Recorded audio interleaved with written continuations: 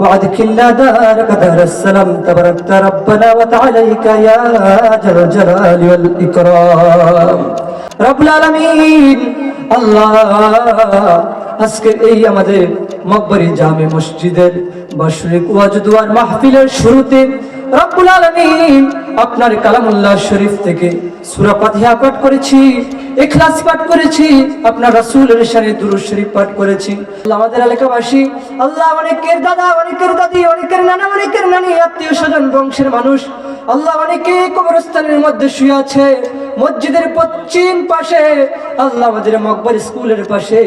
আল্লাহ এমনি করে আমাদের মকবরে আল্লাহ যত মানুষ আল্লাহ যে যেখানে কবরস্থ হয়ে ঘুমিয়ে আছেন তাদের প্রত্যেকের কবরের মধ্যে পৌঁছে দিন, তাদের প্রত্যেকের কবরটাকে জান্নাতুল ফেরদাউস হিসেবে কবুল করে নিন। আল্লাহ আজকের মাহফিলটিকে কবুল করে নিন। আল্লাহ কমিটি বিন্দু, শ্রোতা বিন্দু আল্লাহ সকলকে কবুল করে নিন। আল্লাহ যে সমস্ত